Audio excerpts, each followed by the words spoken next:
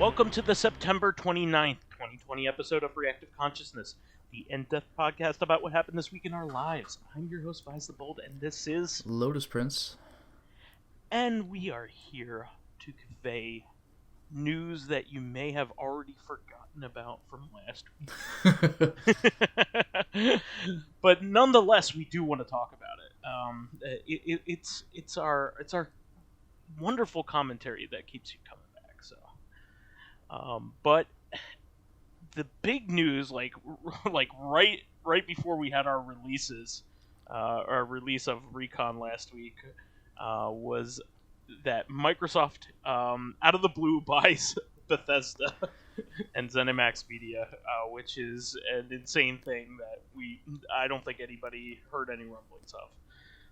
So no rumors or anything. Did you hear anything about that before that was announced? No, I didn't hear that it was going to happen or anything. It just suddenly just happened. Yeah, exactly. And so, for those not in the know, that includes, all of the Elder Scrolls games, the Fallout games, anything that id has made in the past, including any of the Doom franchise. Home Alone on the NES. Home Alone on the NES. Was that those old Terminator games on DOS? Yeah. Daggerfall, which you shouldn't go back to. Well, that's still Elder Scrolls. That is Elder Scrolls, yeah. That Elder Scrolls game on the N-Gage, of course. Oh, yeah, what was that called? The Elder Scrolls Legends or something like that. I don't know. There was some weird name, but whatever. Go ahead, I'll look it up. Yeah. Wolfenstein, of course. Yes. Evil Within franchise. What else? Rage, the Rage franchise. The Elder Scrolls Travels Shadow Key. Yeah. Why not? Any of the Quake games and anything associated with it. I think it's actually a really good, very shrewd purchase for Microsoft. id games have long been associated with PC gaming, and are pretty much the biggest old school, developer of video games, PC games that we still have. That are still big time. I can't think of anybody who is from that era that has stuck around and has that kind of prominence. Can you? Not really. Yeah, I mean, we have 3D Realms, who still occasionally will put out something Apogee branded, right? But yeah, 3D Realms isn't nearly the same scale as Bethesda does. Bethesda employs hundreds of people and are a really big deal for consoles and PCs alike. This is a big game changer. I saw a lot of like fear mongering from people on Twitter that don't really understand the climate that Microsoft is portraying recently. Like, Microsoft does not care where you buy their games. They have made that abundantly clear. Their first-party games have gone cross-platform, not just to PCs but to other consoles, and they are very much okay with it. You can see a bunch of their games on the Switch with no issues at all. Even PlayStation 4 has Cuphead, right? And Minecraft. Yeah, relatively recently, and yeah, it's had Minecraft for a while. Yeah. Well, I think it's had Minecraft ever since the launch of the PS4, basically. Yeah. So I am not afraid of exclusivity, but a lot of people are like, oh, why would they buy it and not keep it exclusive? It's like, don't you understand? They're trying to make as much money as possible. So they will put a new Elder Scrolls game on any platform, no problem, as long as it sells to a lot of people. So. Well, actually, the main thing I had seen in regard to the purchase was a meme of just like a little girl who must have been like 8 or something, just crying at a school desk, and the caption was like, Bethesda, when they realized that now that another corporation owns them, they actually have to finish their games before releasing them.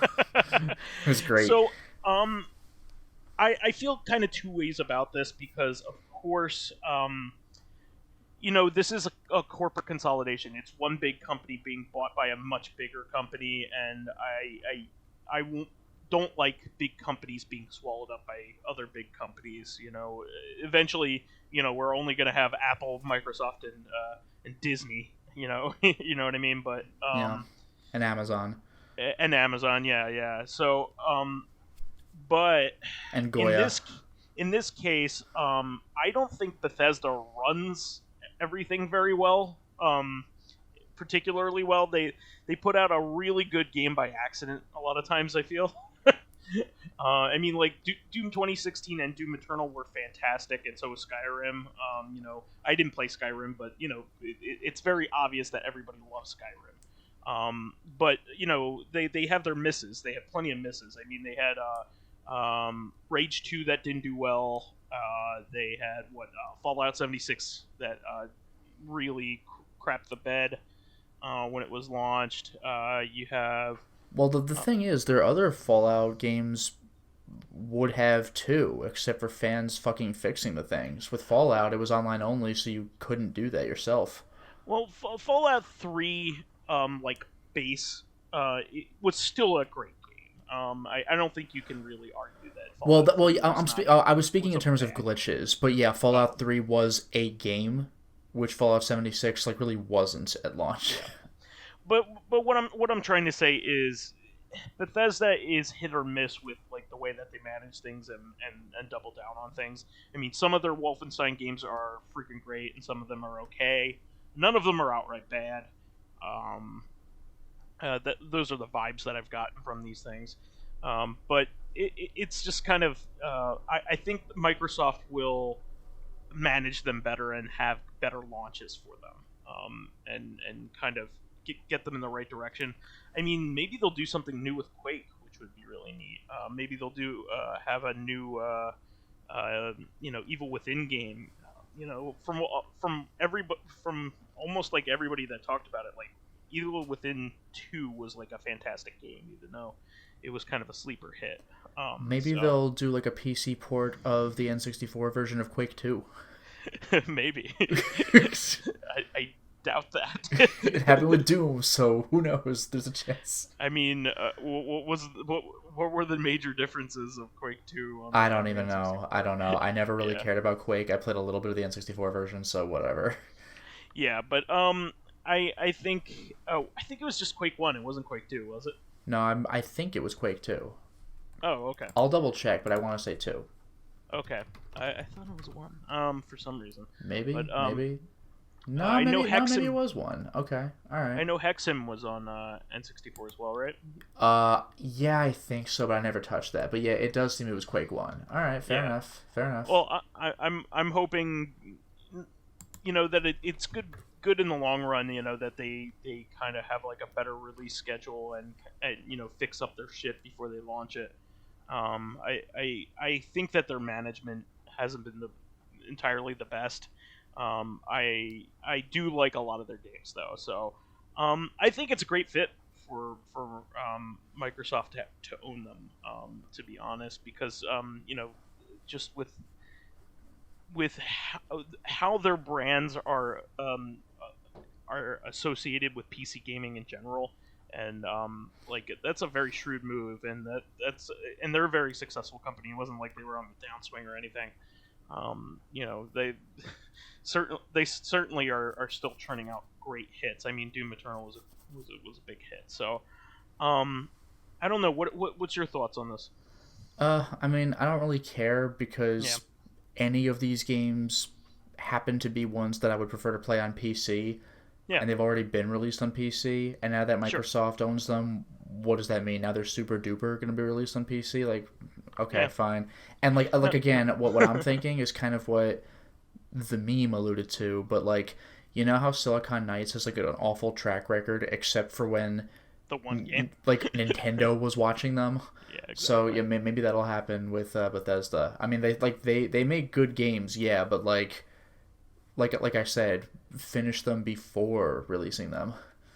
Yeah, and they're with their recent like deals with EA. I wouldn't be surprised that Microsoft maybe originally approached EA by saying, "Hey, we want to buy you. What would that take?" That's that something kind I of wouldn't thing. mind, only if it Because meant they're a having a shitty different company. head of EA, like EA not being sucks. a shit. Yeah. Yeah. No, EA is consistently like labeled as the worst company in the United Yeah, States. like if I had all the money in the world, I would like buy EA, fire its CEO, and then just like Free release it. control of EA. Free Like, it. okay, you're your own company again.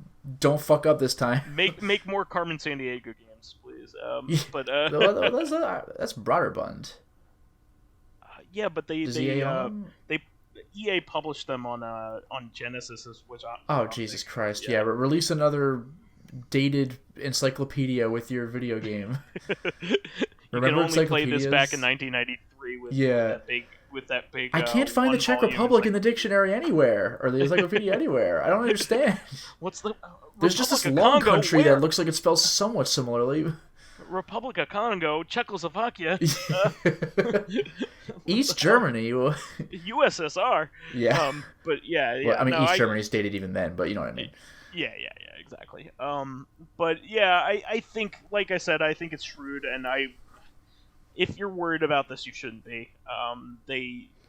Microsoft is in it to win it in every respect, and Except for owning the rights to Donkey Kong.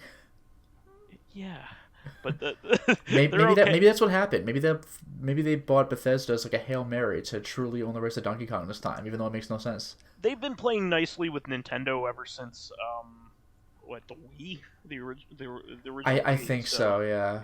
Yeah. I mean, Microsoft's historically been good about about spreading their IP and making deals. They don't really they don't hoard things. If it means getting an advantage over Sony, they're okay with it. And Sony doesn't have a choice but to have their games on their store. I mean, can they afford to not have whatever Elder Scrolls 5 will be? Skyrim. Skyrim 2, whatever. Skyrim 2. Yeah, Skyrim yet again. Skyrim 2 and Starfield. It would be cool if they did a space themed, kind of Elder Scrolls. Yeah, I mean, we don't know what Starfield is, so for all we know, maybe it is that. Yeah, like Fallout isn't a post-apocalyptic themed Elder Scrolls, so you never know. And some people were tweeting at Obsidian, because Obsidian's been owned by Microsoft for a couple of years now, and they've been making games for Microsoft, including The Outer Worlds, and now they can make Newer Vegas. Well, yeah, like some people were saying, would you make another New Vegas? And they were like, like this is the first time we're hearing about this shit. Yeah. But that's really cool. I mean, Obsidian might have an opportunity to do whatever now, so that's pretty cool. Obsidian's like one of my favorite game companies. They release a lot of jank, but like their writing is like the best. It's so good. So they're together again. Under the same umbrella, so that's great in that respect. So moving on from that, so Xbox One Series X pre-order screwiness. So the pre-orders went up. Did you see what happened? What the fallout was of this? I did, but I already forgot what it was. Okay, so it's what you might think would happen if you very poorly named system. Didn't Microsoft itself tweet out like the wrong name of one of their consoles because they're all named the fucking same thing? Well, so apparently Xbox One X's that's the current generation box went through the roof during pre-order time. Their sales they sold something like 700 times what they had been selling at, something. Wow, that's like pretty that. Good. Because these were people that were obviously trying to pre-order Series X. Yeah, because Xbox's marketing people are freaking imbeciles. It's so stupid. I don't know if marketing's the right word, but like whoever names these things. Yeah, no, it has a marketing tint to it for sure. Yeah. It's like the Wii U and the new 3DS. Those are some dumbass names. Yeah, there must be somebody at the top there that just doesn't understand. It's the newer 3DS. Let's call it the new one. Freaking idiot. Yeah. So it's really dumb, and my heart goes out to anybody who accidentally bought an old console. Who accidentally? Oof. In the same breath, speaking of 3DS, yes. The 3DS has officially passed away. I think its its eStore is still up, but yeah, Nintendo's... No. That support is still there. Yeah, but Nintendo's done producing for it. I think they're done manufacturing 2DSs, 3DSs, new 3DSs, the whole line of hardware. You know what I would like to see, actually? Because you know how Nintendo was kind of considering at one point doing, those 3D... Like the 3DS's technology, but the screens that could go over your TV, sure. But they dropped it because there's 1,000 different TV sizes. Sure. Wouldn't it be interesting if they just, released a Switch with a 3D, handheld part? Yeah. Like a 3D, Wii U tablet-looking thing? That would be cool. I mean, it's an overly expensive gimmick. Even the 3DS only had literally 1 or 2 games that required the 3D. Nobody even remembers that the 3DS has 3D, even though it's in the name. Nobody cares. Yeah, it was more of oh, cool that you can do this when it came out. Yeah, and Spirit not only camera that, and but nothing else. I had a 3DS and I constantly had the 3D turned off just because Yeah, I like being able to see the game I'm playing. Well, not only that, but it didn't really do much for most games. And, well, no, Spirit camera and can you genuinely name anything else that you were better off with the 3D? Because I'm out. I'm already out, and nobody cares about Spirit Between camera. Worlds looked pretty good. Well, it looked pretty good, but was there anything where it's oh, it's a good thing I have the 3DS, not the 2DS? Spirit camera is but it looked neat with that 3D effect applied to it. I'm sure it did. Yeah, and with the way that you changed between levels, that was pretty cool. But by and large, you are correct. It was not a necessary feature in the slightest. But it is a shame to see it go. But I mean, it's been a long time. Yeah, everybody loves the Switch, and the 3DS was a great system for its time. Yeah, and now the Switch is the 3DS, only it's a full-on console. Sure. I think the Switch is one of the best systems ever made. I mean, yeah, you can play The Witcher 3 portably. That's crazy. Yeah, it certainly needs to be improved. But the concept and the execution was generally great. And everything that you could do on it. I mean, they just did a test of Ori and the Will of the Wisps, or Wind of the Wisps, or whatever the name of the second one is. No, you're at the first time. Will of the Wisps. Will of the Wisps. They did a test on it, and apparently they programmed it just perfectly. Okay. It's a beautiful running game on that. So if you know how to do what you're doing, you can do a lot with that Switch. So moving on from that, this is great. So apparently there have been some rumors that games like Metal Gear and Castlevania were coming to. Were getting rated, so they were getting some kind of release of some somebody kind. had found out on a Taiwan Digital Games rating committee oh, there's ratings for these games, are they coming? And now they're already out. So GOG put these is the first place that these got released. So yeah, they're not even on Steam. Yeah, bit odd. The way that the versions of these games are a bit odd. Well, they're the PC versions, because I found I saw on eBay and stuff a physical box copy of this compilation. So this is just what they were. Yeah. So we'll go over it, but the original Metal Gear, that's the MSX game. Yeah, I believe what's on GOG is basically the Metal Gear Solid 3 Subsistence version of the game. Oh, with the portrait changes and everything. Oh, you know what? I don't know about the portrait changes, but like I'd heard that at least there was like some sort of like with the English dialogue boxes or whatever, like something had been improved in that regard. I actually don't know about the portrait changes. There were a lot of niceties put into those versions, like save anywhere, that kind of thing, and and Metal Gear for system. one, because the NES version of Metal Gear does not have a Metal Gear. Sure. So you can play against the Metal Gear. Go figure. I think the portraits didn't show up until Metal Gear 2 though, which didn't get a re-release.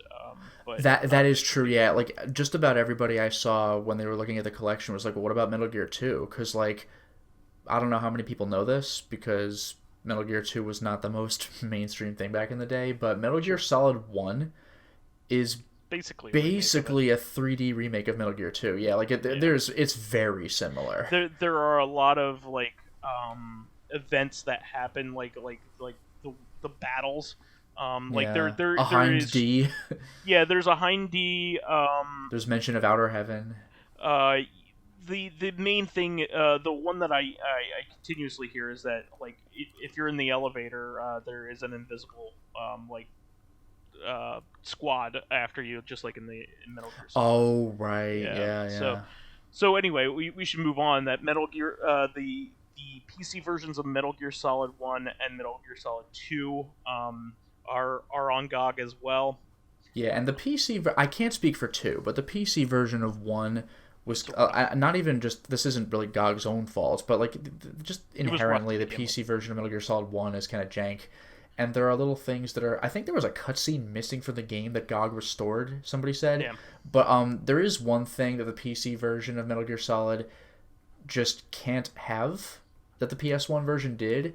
And just in case there are people who don't know what I'm talking about, I won't spoil it, but let's just say, yeah, you beat me to it. When Psycho Mantis like scans you, when he's just like, oh, I could tell by your type of personality, you're the kind of person who avoids traps, or however you play the game. But he goes into some more detail on PS1 that you like it wouldn't translate. Although one other thing about the Psycho Mantis fight, most people would never encounter this, but apparently, if you're playing the game with a controller for PC, you will have to switch to keyboard. Oh, that's cool. I was wondering how they handled that. Yeah, if you're playing keyboard, you just play the fight. Like I actually don't know how the fight's supposed to work, because on the PS1, what we're talking about is like how you win. You can theoretically beat him without the trick. It's a war of attrition, though. But yeah, this isn't something clever you figured out. You are supposed to use the trick. So if you're playing exclusively keyboard, I actually don't know how the fight works, unless it's just they just nerfed Mantis severely or what. I don't know. But the other it kind of stinks that it's these versions, that kind of thing. There are fan mods that are readily available, but yeah, GOG is not Night Dive. Yeah. They make the game run and then they stop. They don't like make it better. yeah, exactly. But so they're releasing a Contra and Super C and Castlevania 1 through 3 bundle, which is actually I own this when they put this out on PC, but they're poorly emulated versions of these games. When we also already have the Konami collections. That's on just Steam. the thing. And people were saying in the GOG comments, I can't speak for Contra, but they said that Castlevania, still had like the poor emulation. Yeah, not only that, but I think this version of Castlevania 2 doesn't have any niceties in it, so you have to, and like the passwords aren't even the same as the NES version, so you have to use different sets of passwords, and I don't think there's any save stating or anything. Well, yeah, it's just like whatever the original game would have been, so the concept of save stating almost certainly did not even exist back then. I think it did with early emulators, but this is with emulators, yeah, but this had we're talking official PC release though. These are emulated though, in this collection. They certainly have an officially sanctioned emulator, NES emulator in there. All right, fair enough. But like I was saying though, I had seen on like eBay or Mercari or whatever the hell, a box sold of Castlevania 1 through 3 and Contra 1 and 2, or Contra Super C. No, I have this box too. They are using an emulator in order to. They're not programmed from the ground up. Is my point.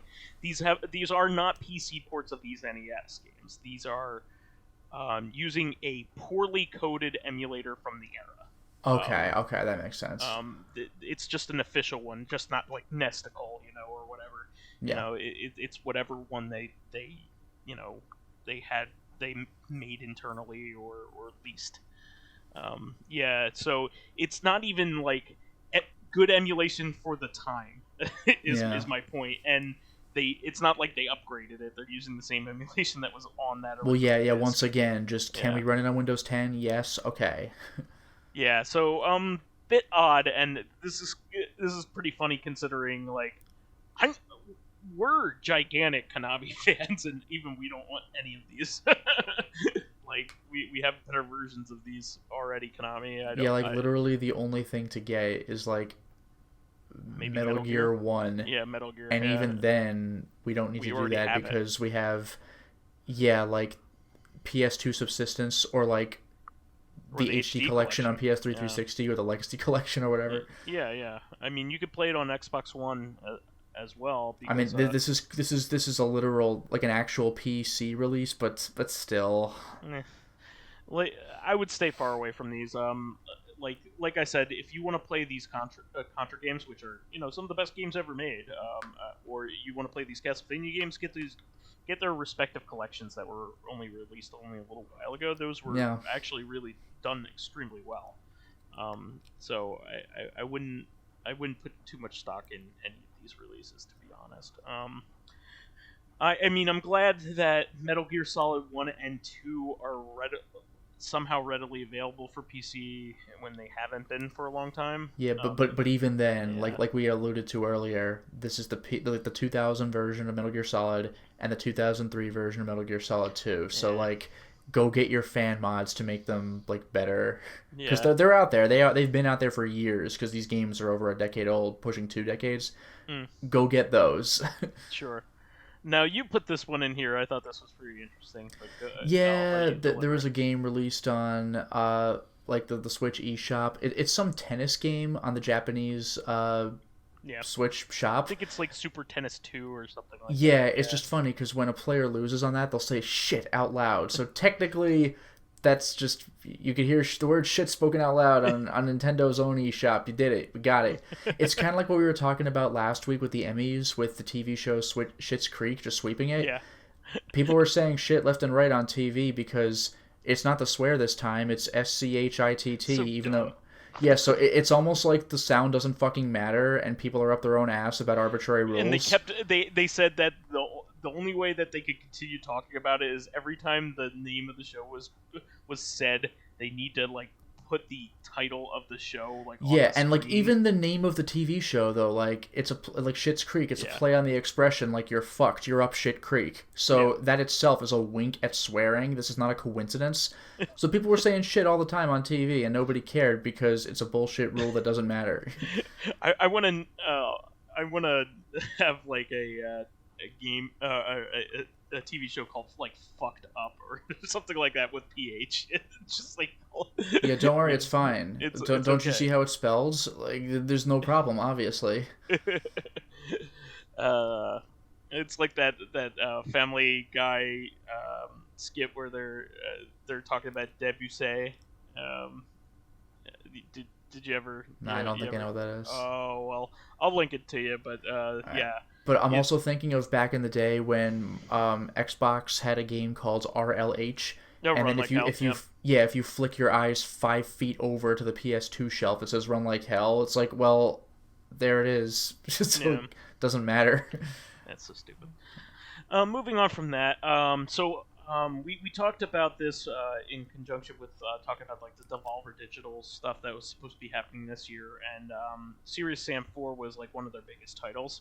And that's finally out, and apparently it's a buggy mess.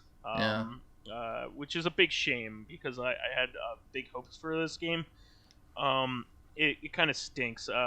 Apparently, the big complaints are that they kind of made the game look more realistic and therefore less distinctive as a Serious Sam. Yeah, the whole thing is it's like a stupid cartoon. Yeah, it's so, like of all things in the world to bring up, this is stupid. But like Chex Quest, did you ever look at the Chex Quest HD?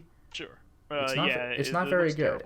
Part of that is the actual gameplay. It's not just the look, but like the semi-realistic look for these like stupid cartoon enemies is like, what? Really? Yeah, that was like a really bad move. Also, like a lot of the character models just like straight garbage. They tried to go for a realistic art style, but didn't have the tech to back it up. They tried being very serious. Yeah. So like also a lot of the environments are very realistic too. So they kind of don't fit what Serious Sam is all about, which is big open environments. Yeah. So you have like city streets and stuff like that when you normally weren't like that in Serious Sam. It's funny because that's normally the kind of gameplay I like, but like not for this. Yeah, like you were saying, this just isn't the particular franchise for that. Serious Sam is basically Smash TV. I mean, giant Smash TV. It's with big sprawling environments with all kinds of shit attacking you from all kinds of angles, and you having to manage the whole thing. Yeah, and I think I mentioned this before, but like I forgot what the subtitle was, but the third Painkiller game where it just turns into arena combat. Yeah, it's like even the older games had waves and waves of enemies, but like Painkiller 3 just almost entirely dropped the story. They're just like, fuck it, enemies, go get them. And you're like, okay. Yeah. So that's a big shame. Some people are like the gameplay, but other people are just like kind of meh about it. I watch a couple YouTubers that like G-Man Lives is one of the guys that I watch, and he's like a big first-person shooter guy, and he just was very disappointed with the game. It's a bummer. It's a bummer when anything like that happens. Moving on from that, out of nowhere, Nintendo releases Kirby Fighters 2, which is pretty interesting. I can't wait for Kirby Fighters with Z. Z. People were kind of like making fun of the Smash fans for that, because it's like, we get this before you get another Smash update, that kind of thing. So I mean, I think we're okay. Smash is made of nothing but updates at this point. Yeah, I mean, when are they going to release another blue-haired sword fighter from Fire Emblem is what I want to know. Kirby side games are always a lot of fun, and I really enjoy kind of seeing this kind of thing. So I'd be interested to look a little bit more into it. I don't really know much about it, but yeah, I think it's pretty cool. Oh, and you put this one up in here. I get a real kick out of this. Yeah, this is in anticipation of the Tokyo Olympics. I mean, every Olympics, there's some kind of gimmick that goes with it, and I really got a kick out of this one. There's a website, World Flags, like world-flags.org, which it features all of the flags of the countries that are participating in the Olympics, but what I got a kick out of is that Japan created like an anime character, like for each flag. They personified each flag, and they gave them a name, like favorite hobby, like, dislike. And the last time I checked, blood type. Did they do blood type? They would, but I actually don't think they did. Oh, okay. Actually, no, I think they did. Actually, I think they did, because America's was Type 0 for some. I remember that. It's like, really, but when I checked, this was not yet up. But they either have or will have like voices for the characters as well. I was pretty entertained by that. Yeah, that's pretty cool. So like America's character, like all of them look dignified, but I just got a kick out of the fact that the American one, it's dressed up like a samurai, but with like stars and stripes coloring. But I saw this. Yeah, but he had little like cowboy spurs on his boot. It's pretty great. And his likes was hamburgers and of course watching American football. It was pretty amazing. My favorite thing was, though, the translation is just a little off, because I think it was supposed to be dislikes, but it said like not good at, and then it says raw fish. It's like, what? I'll take your word. Yo, did you see Wales? No, I didn't see any of this. Wales is cool as shit, because do you know what Wales's flag looks like? No, I don't. It's just hands down the best flag. Like, not even kidding. Like, it's the best flag. It's the one with the big red dragon on it. Do you know what I'm talking about? Oh, okay, yeah. Mm-hmm. That's Wales. Like, what a fucking choice. What a choice. But their character is like an archer where the bow has the dragon's head in the center of it, and I think it was the wings that go out on either side. It looks awesome. It's so damn good. Like, so take a look at, I mean, well, take a look at all of them, but take a look at your country's flag. See what you get. It's fantastic. Yeah, let me take a look at this. America's is named Justin. I don't know that that's the most American name or what, but they got it. Justin what? Justin I forgot if it had a last name. It might not have, actually. But also, like, the birth date is July 4th, but I'm assuming they're doing that for every country, like their independence or their foundation birthday. It just amuses me.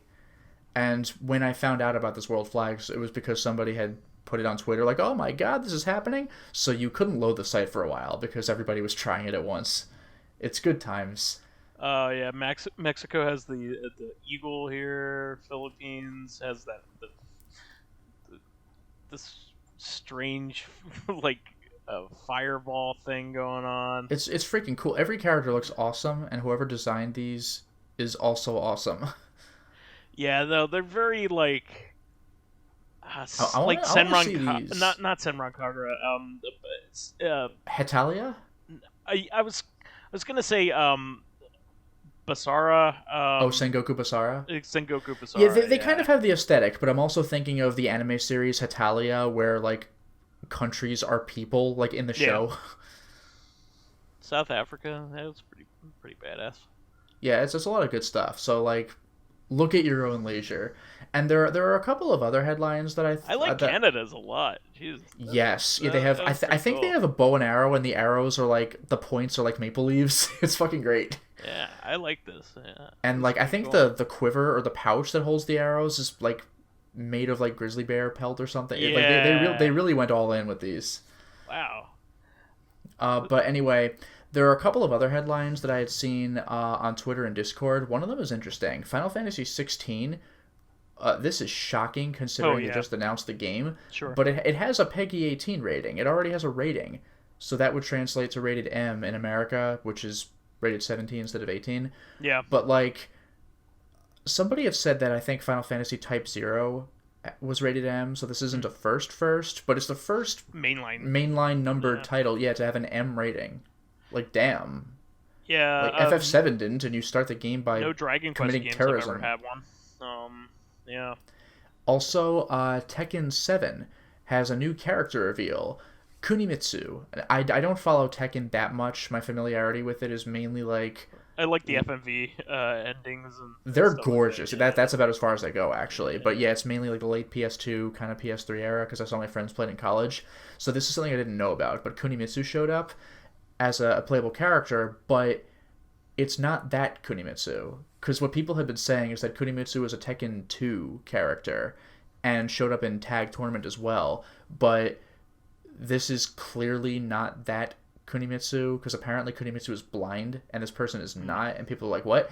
But she keeps talking about like, don't worry mother, I'll complete the mission or whatever. So this implies that Kunimitsu might have had a daughter named Kunimitsu. It's kind of like maybe a last name. Maybe this is something I didn't realize either, but do you know like the Native American woman Julia Chang? No. Well, she exists. My first experience with Tekken was like PS2 era, like I said. So Native American with the last name Chang. Yes. But like, but apparently Tekken, early Tekken, it might have also been 2. There was like Michelle Chang, and she's out and Julia's in, and they're kind of the same character. And I think that's another mother-daughter thing. It's kind of like in Soul Calibur 5, where we're not going to give you Kilik, but we will give you Kilik's disciple. And same goes for Taki. I think Kilik was like weapon or edge master in that game. Sure. So it's like that's kind of what they're doing. It looks like. Mm-hmm. So that's kind of interesting. Yeah. Wow. Interesting. Yeah, it's just like, oh, here you go. So, the next bit of info, we have a new Arcade Archives announcement. Actually, a whole bunch of Arcade Archives titles were announced by Hamster Corporation over the weekend. However, they were all done in Japanese, and I can't read them. However, the biggest one that I know of that they revealed is that they're finally doing a port of Gradius 3.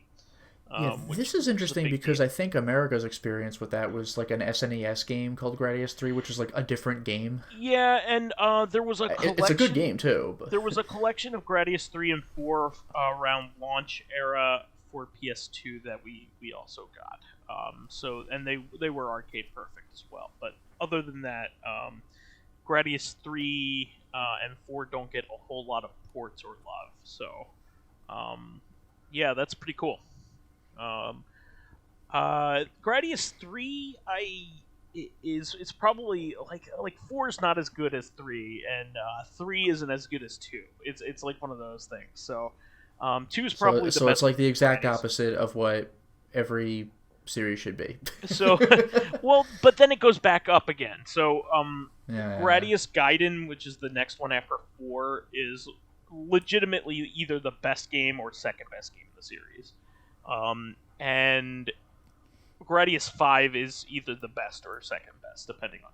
it's always between Gaiden and 5. That makes me think of, like, Suikoden, where, like, you have 1, which is great, and then 2, which is, like, the best thing ever made. Yeah. And then you step down. Like, 3 is a step down. 4, it's better. And 5, like, I don't know if it rivals 2, but 5 apparently comes back in a big way. Yeah, so really the middle titles are kind of the meh ones. Like Gradius 1 and 2 are bona fide classics, and 2's like outclasses 1. You know, it just outclasses it. It's that much better. Yeah, well, that's what I heard about Suikoden, is that, like, Suikoden 1 is great, but, like, it's good enough to get you to play Suikoden 2. And then 3 came out, and it was like, it's not as good, but some people have some nostalgia for it because they played the SNES port when it came out, you know, so... And that port in particular was a lot easier than the arcade version because it had a ton of slowdown. So they kind of liked that version because it's a lot easier. Yeah. But then 4 barely has any fans because, like, it never got a console port until that PS2 game that we're talking about. So, it just was the last arcade one. Gaiden and 5 were console. They started off on console. So, but yeah. It's cool though. This also means that Konami is continuing to release their more modern arcade titles. Which I am very excited about because there are a lot of games from that era that do not have arcade perfect ports. They recently released Sunset Riders, which was the first one that they did from this era, and it was like super impressive. It was a really great to see that because I have been waiting for an arcade perfect port of Sunset Riders ever since I loved the SNES version. So there are plenty of games from that era, like Violent Storm, that they still need to port over, but this seems like they're continuing on with this, and with the games that are harder to emulate and all that. So I'm like super amped on that. You know, if memory serves, I think Violent Storm is the name of, like, the final boss theme of Baten Kaitos. Well, that would just thought I'd mention that. Yeah, Baten Kaitos has a bunch of other references in there peppered in that series, I think, as well. To is other that Konami things. But that was like Tri-Ace and that was a Namco game, wasn't it? It was two games or two big companies that combined, I think, but I think it was a Namco game. I'll check. Yeah. But Monolith, Tri-Crescendo. I said Tri-Ace, it's Tri-Crescendo. Yeah. And Shogume. Okay. I don't know if there's any connection published by Namco. There you go. So, also, Sega Ages had their final release come out in the on the North American store this weekend. We have Herzog Zwei. This is their final Sega Ages Switch project. I'm very sad to see it go, but it's kind of leaving on a game that was very influential for the time, and also one that has gotten very few ports in the past, considering that it used to be a Technosoft game, and Technosoft is their entire IP is owned by Sega. Overall, I would say that probably the best games to own out of this whole project. If you don't own the iOS versions of the Sonic games 1 and 2, these are Sonic 1 and 2 for the Switch are probably the best versions that you can find easily, other than those iOS ports. I just love the concept of like OG Sonic, like on Nintendo. Yeah, really crazy. What else has been good? That version of Phantasy Star is bar none the best version of the original Phantasy Star. If you ever want to play it, that's the way to do it. It's so good. What else is good? Their versions of Outrun in that collection is just like the best version of Outrun that's ever been released. There's lots of good stuff, peppered in there.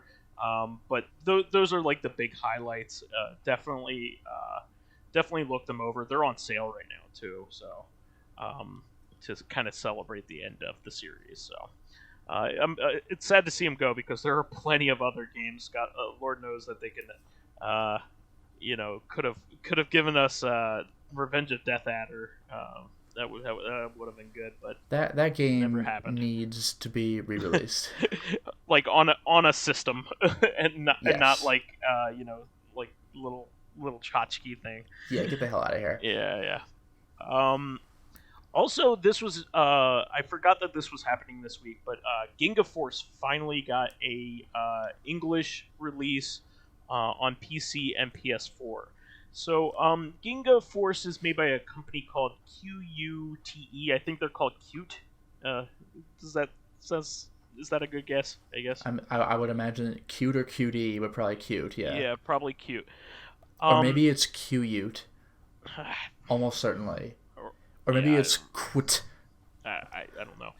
But this company has made some of my favorite modern shmups. On the 360, they made this game called Escatos, which is kind of a spiritual successor to two homebrew shmups that they made for the Wonder Swan, Judgment Silver Sword and Cardinal Sin, which they also included. Imagine making a homebrew game for the Wonder Swan. Yep, they did it. Move over, I'm trying to play Clock Tower and the Choaniki RPG. The thing is, they were amazing. They're really, really good, like, caravan shmups. And Escatos is one of my favorite shmups of all time. I really, really love that game. So they made another game after that on the 360 that was Japan only. It was region free, so you could import it and play it easily. But it was called Ginga Force.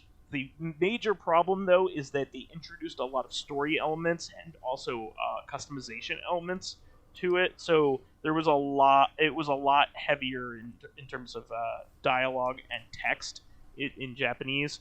I never really got into that title because I just couldn't play it. They finally released that in English on modern platforms, so I'm super happy about that. They have another one called Natsuke Chronicles that was which was Xbox Xbox One only, that they are soon going to be putting on the other two platforms, PC and PS4. So I'm super excited about that. Moving on, just wanted to quickly mention that Animal Crossing will be having a fall update pretty soon on the 30th of September. So tomorrow, as of this listen. I just wanted to quickly mention that just because I thought it was cool that they were adding all kinds of like Halloween stuff. You can even go trick-or-treating in your town, and it's just pretty neat. If you like fall as much as I do, I thought it was pretty cool.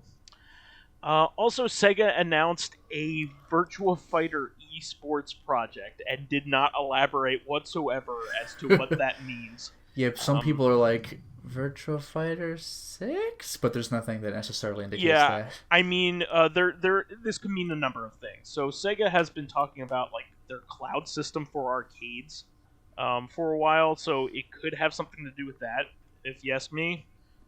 So this could be just still an arcade, like only thing that they, where they have tournaments still in Japan. So my prediction is Virtua Fighter 5 TB. Yeah, I was gonna say it could mean a modern port of Virtua Fighter 5. That actually would be kind of cool, because the closest we have to that, and this is gonna sound kind of stupid, but like Yakuza 6 or Kiwami 2 or something, or Judgment or whatever, where you could play the arcade mode of Virtua Fighter 5 in the arcade. Yeah, like they emulated the PS3 game. You want the PS3 version with all of the, like all the stuff that you can collect and all that kind of stuff. Yeah, that I mean, at least for me, that's the whole fun of the game. Yeah. But yeah, I mean, hopefully it's a Virtua Fighter 6, but I'm not holding my breath. It's been a long time. I know, but that'd be so cool. Oh, you know what it is? I got it. Virtua Quest 2. Nailed it. They're finally combining Shenmue and Virtua Fighter into the again. Again in the anime. You don't want it, but here it is. Remember Virtua Quest? No. So going from there, Capcom also had an event. They showed off Dan for Street Fighter 5. Yeah, that always tickles me. Dan's so good. Like he just his gameplay and his dialogue. I think I've mentioned this before, but on Puzzle Fighter, he has one of the most severe like victory quotes, which is "My father could beat you, and he's dead." and also, I think in one of the games he actually like uses like his dad's body like as a shield for defense at one point. Like it's comical, but it's like whoa. Also, in Capcom versus SNK 2, if you're playing with the C groove, that basically means you could do level 1, 2, or 3 of the same super move depending on how much bar you have full and what punch you input or kick, like low, medium, or high for like the level 1, 2, or full effect. And Dan's level 3 super move, which you must have the full bar for, is a super taunt. And of course, taunting fills your bar. So his super taunt, which takes forever, like literally the opponent has to let him get away with it. Like, if the opponent wants to interrupt, they can. Like, you cannot do this move without the opponent's permission. And if you pull it off, then, it expends your full bar because it's a level 3 move. But it's a super taunt, so it fills your whole bar. It's great. It's so completely pointless. Yep. So stupid. It's so good. In this trailer, Dan taunts himself. All right. Which is very great. I also love in Capcom vs SNK 2, Yuri's victory move like bends forward and gives you the thumbs up, and you see Dan going like, "No, that's not how you do it," and then like he does the pose. It's so good. Moving on from that, they showed off more Monster Hunter Rise. Mr. Ryu, our friend of the show, is very excited. Yeah, he said that he wasn't as into Worlds as other people, but he's excited for Rise. Absolutely. I don't have much to say about it because...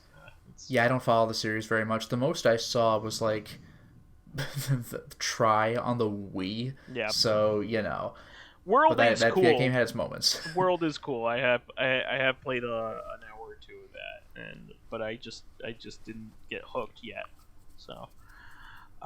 but yeah, this is more relevant to Lotus's interests. New Resident Evil movie thing for the CG Netflix. movies. Yeah, I mean I've seen all of them so far. The first two movies, I mean, they're all mediocre. But like you're not gonna watch these and go, "Wow, what a great movie!" Infinite Darkness, by the way. Yes, but like the first two movies were like, I'm glad I watched them. They're mediocre. I don't need to watch them again. The third one, Vendetta, just goes full dumbass schlock, and it's way more memorable and funny for that reason. Yeah, because he throws a grenade at a dog. It's dude, no, it's a delight. Like I think he shoots the dog or whatever, and the dog, like, this is while he's speeding on a motorcycle, and the dogs are somehow keeping up with him, and he shoots one of them. I mean, they're zombie dogs. Oh, okay. Yeah, so he shoots one of them, and it drops, and then like some car behind like hits the dog, but it's like the parody scene of Metal Gear Solid 3, like hitting the dog means the car just like go flying. You're like, what? And then Leon like casually tosses a grenade behind him, just everything explodes. It's so funny.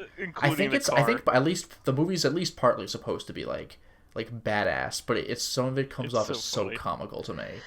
I hope this movie does that. Also, but it is Leon plus Claire. Yes. Which I don't even know if that's happened in the movies yet. Like Leon and Claire, have they ever interacted with each other, like, outside of Resident Evil 2? Because, like, we see Leon and Claire all the time, but not together. Yeah, not in the games. Yeah, I mean, Chris and Claire in Code Veronica. Yeah, and Claire was in... Oh, God.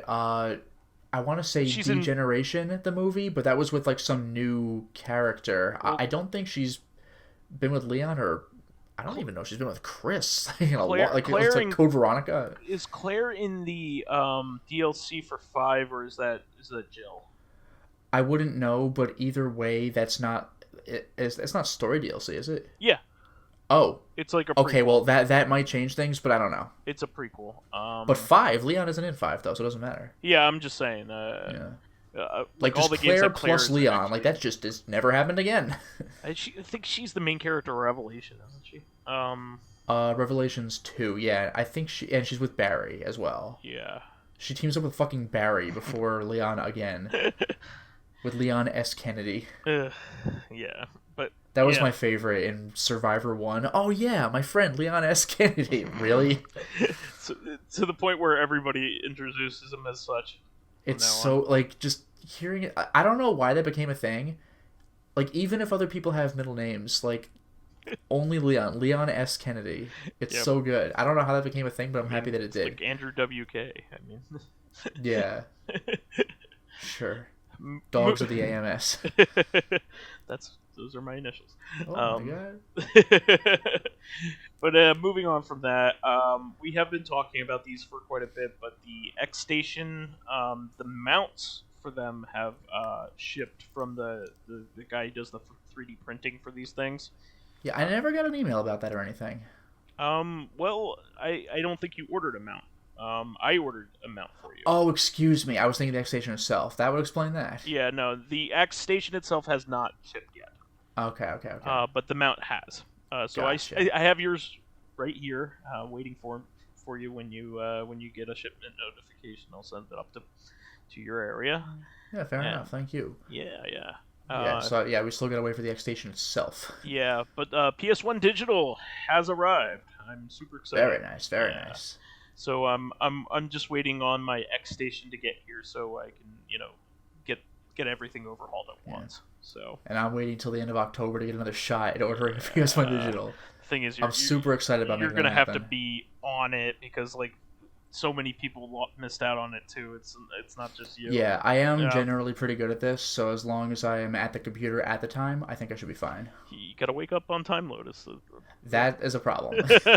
My classes are at 5 p.m., so I'm like, 10, that's so early. I will go to bed at 4, thank you. I'll go to bed just before it's time for me to actually order the thing. Oh, fuck! Also,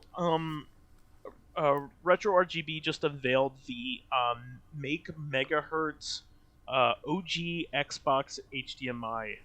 Yeah, I'd heard about that. That's pretty exciting. Yeah, this is really cool. So I think there might be another one in the works from the same guy who's making the PS1 digital. But he put it on the back burner.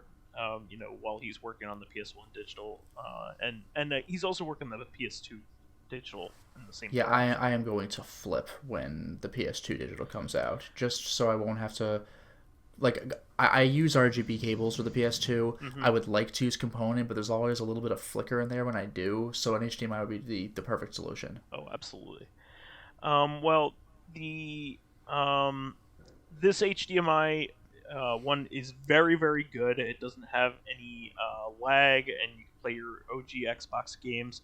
The only kind of thing that they caution you about is you basically need to have a either hard or soft modded OG Xbox in order to utilize this mod to its fullest, because the configuration can only be accessed with a modded system. So okay. But that shouldn't be too much of a problem, because almost everybody that I know of that still has an OG Xbox has it modded. Yeah. If you don't have it modded, I don't know what you're annoying. Because like in my case, I'm just sitting on it waiting to get it modded. Waiting for it to be modded. But yeah, like OG Xboxes are like one of the best systems to have modded because of what you can do with them. You can use them as a region-free DVD player. Just a lot of things. There's a lot of games that you could like rip to a hard drive. You could play Metal Wolf Chaos if you were inclined. You could play the version with heavy slowdown when you use your Berserk move.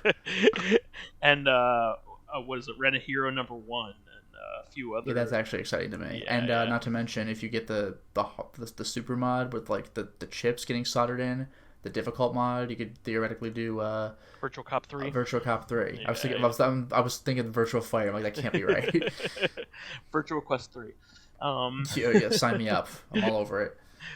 But yeah, I'm excited about this because the OG Xbox has some games locked to it, or some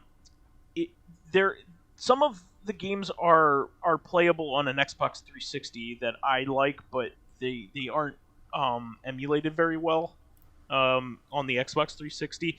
The backwards compatibility emulation for OG Xbox titles didn't get like super good until the Xbox One. But their titles are limited. There's only a few like really heavy hitters, and a lot of the games that I still like for OG Xbox are best played on the OG Xbox. Like Jet Set Radio Future, for instance, wasn't emulated very well on the 360. I did not enjoy my experience playing it on the 360. So. And there's the best game on the system, Dinotopia. You keep mentioning that. It's just kind of funny to me. Outrun Coast to Coast. Coast to Coast. Yeah, that's a fantastic freaking game. There's a lot of games that I'm blanking on, but the original Xbox was a great place for certain types of games. It just had some of the best titles of that era, or best versions of certain games. Metal Arms is another really good one from that era. Do you ever play Metal Arms? That was a really good That was the one glitch in the system? Yeah. I've seen it around, but I never played it. That's a really good third-person shooter, and it's aged very well. It was a really, really good title, in fact. Let me see. There were the Otogi games, if you're into the FromSoft thing. The Project Zero games. What are they called? Fatal Frame 1 and 2. Yeah, like I mean, those were on the Xbox.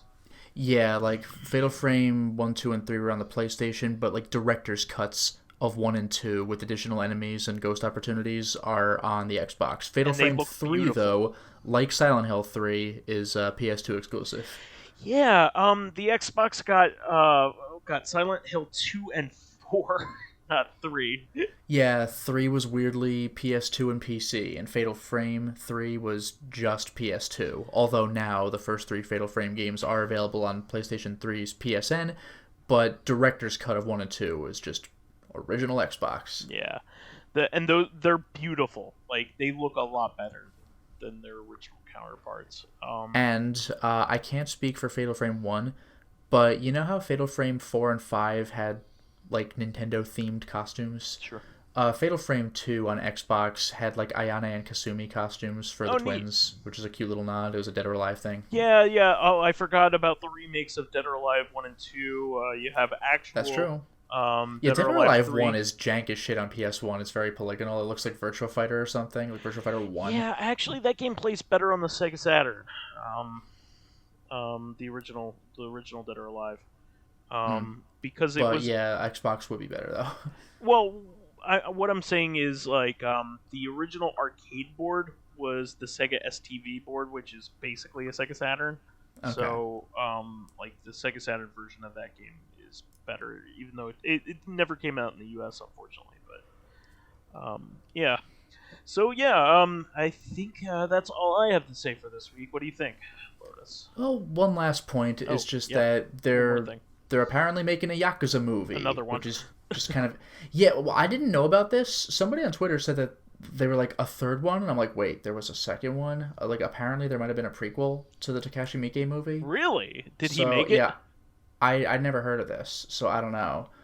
But either way, I'm okay with them making a Yakuza movie, because the Miike movie's okay, but like it cuts out a lot of content and then fills the hole with a B-plot with characters that don't matter and don't contribute to anything, and I don't know why they made that decision. But there are a lot of individual parts of the movie that are pretty great, especially interacting with Majima, because he's always a ton of fun. So I'm interested in seeing what they would do making a Yakuza movie, now that there's like more of an international draw to it as well. Huh. Well, that's pretty cool. Is it a live-action movie? I believe so. Okay. It's probably not going to be a Miike one, right? I can't imagine. I doubt it. Yeah, I mean, he produces a lot of movies though. So who the hell knows? He's like Japanese Roger Corman. Yeah, he kind of except he has a budget. Puts out all kinds of stuff. Like he's famous for like releasing 2 movies a year, which is insane. Like it's just insanity. The quality varies, but the guy's prolific as hell. Yeah, but like when he hits it, you know? Yeah, it's one of those things. Dead or Alive 1, baby, and not the video game. But he has all kinds of other stuff, you know, like Ichi the Killer and a bunch of the big famous ones in the West are Ichi the Killer and Audition. Yeah, Audition. So I think we could stop there for the day. What do you think for the week? Yeah, sounds good. Please remember to subscribe to the Corrective Consciousness YouTube and SoundCloud pages. While there, please give us thumbs ups, likes, and 5-star ratings on iTunes. It helps spread helps promote and spread awareness of the show. Boy, I'm tired. And any bit of encouragement helps keep the show going. You can also catch us on Thursday for our sister podcast, Corrective Consciousness, where we will not be talking about Castlevania. That is true. Well, no, we might. We might name drop it real quick, but yeah. We're actually doing a survey of some of our favorite and best loved titles of the PS1. Finally, you can friend me as vysethebold on pretty much anything. And you can follow me on my YouTube channel, Lotus Prince. You can hit me up on Twitter at Lotus Prince. And finally, if you are interested in seeing my videos early, like Alan Wake right now, getting in on exclusive live streams, I've started Castlevania 64, baby. Selecting upcoming games for me to Let's Play, like the aforementioned Alan Wake, or getting in discussions with me and other patrons on Discord, then perhaps consider swinging by my Patreon account, which can be found at patreon.com/LotusPrince. All right, we will catch everybody on Thursday for some 32-bit action. Until next time, everyone. Bye-bye.